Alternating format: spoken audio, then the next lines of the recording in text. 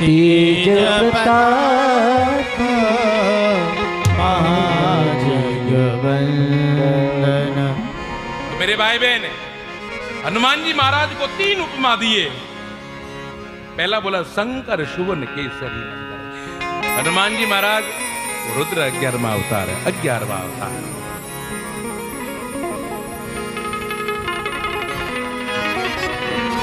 और एक तरफ बोला गया अंजनी पुत्र पवन सुत नामा। थोड़ा भी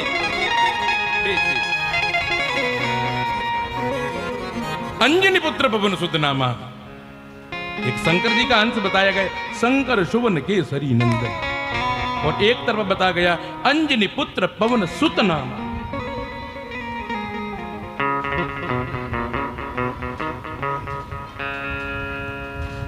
तो क्या उनके पिता शंकर जी है, या पवन पुत्र है, या केसरी जी है?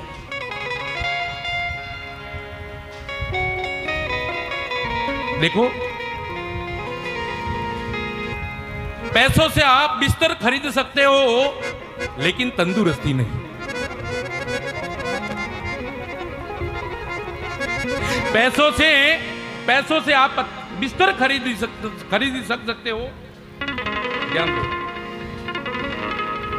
लेकिन नींद नहीं। पैसों से आप दवा खरीद सकते हो, लेकिन तंदुरुस्ती नहीं।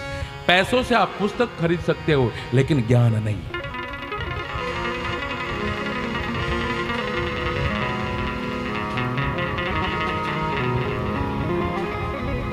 तो मेरे भाई बहन,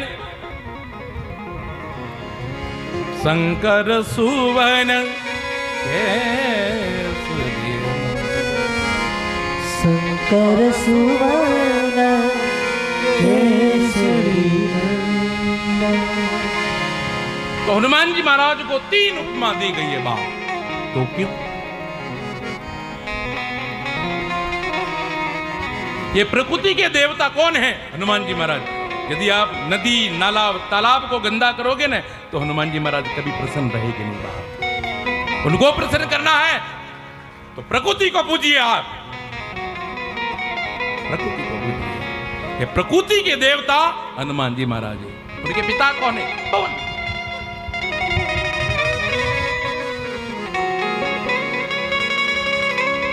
एक समय भगवान जगत पिता महादेव जी कैलाश में बैठे हैं और भस्म धारण करते हैं, सीता भस्म लेपम। तो भगवान जगत पिता महादेव जी भस्म लगाते। वर्णन तो बहुत है, लेकिन समय कम है। कथा है तो रामायण में, शिव पुराण में भगवान शिव जी की कई बिलक कथा बताई गई है मेरे भाई। तो भस्मासुर भगवान जगत पिता महादेव जी ध्यान में बैठे और उनके जो गण होते हैं वो भस्म लेके आए और सीता भस्म लेपम, शरीर पे भस्म धारण करते हैं। उसमें एक हड्डी निकली और धरती पे फेंकी, और उसमें से भस्मासुर नाम का दैत्य का प्रागट्य हुआ।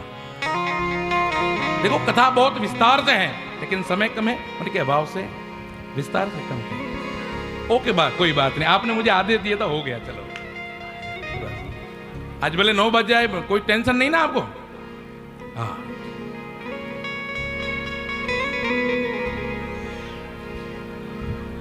तो भगवान जगत पिता महादेव जी वो भस्म की जो भस्म से हड्डी निकली धरती पे फेंकी, और भस्मासुर नाम का दैत्य का प्रागट्य हुआ, और हाथ जोड़ के खड़ा हो गया भगवान शंकर के सामने। भगवान शंकर को शंकर सुवन केसरी नंदन उपमा क्यों दिए? उन्हीं बात के पर चर्चा कर रही है। भस्मासुर ने बड़ी प्रार्थना की, जाय नित्य महेशम रजतम चारु चंद्रा वसंतम।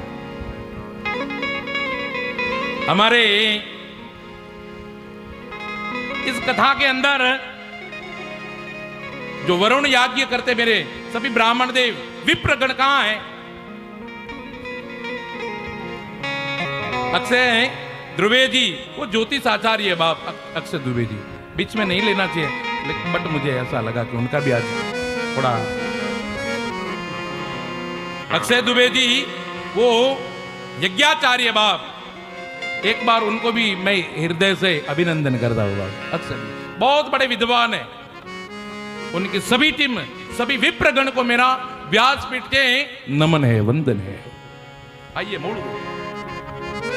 तो भस्मासुर भगवान से प्रार्थना की, भगवान जगत पिता महादेव जी वो तो बोले हैं आप शंकर के मंदिर में जाओ, मुझे मंत्र स्तुति जप की कोई परवाह नहीं। आप बोलो इतना ही बोलो कि हे शंकर है बोला मैं तेरा हूं और तू मेरा है, मंत्र स्तुति कोई जरूर नहीं है। तो भस्मासुर ने थोड़ी प्रार्थना की, भगवान भोलेनाथ प्रसन्न हुए और बोले है भस्मा, आज तू भस्म से प्रागट्य हुआ ना, इसलिए तेरा नाम भस्मासुर।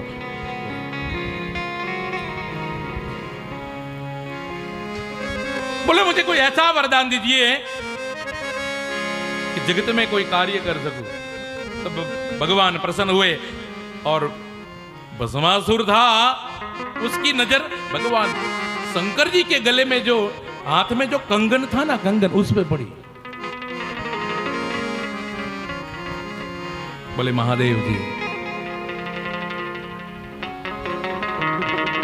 आपके पास बड़े दाता है हो आप तो, कई देवता आपके पास वरदान मांगने आते हैं, मैं तो आपका पुत्र हूं, मुझे वरदान, मुझे आपके पास कुछ चाहिए नहीं, आपके हाथ में जो कंगन है ना, कंगन वो मुझे दे दीजिए। और भोले तो बहुत बड़े भोले हैं, उन्होंने उतार के कंगन दे दिया।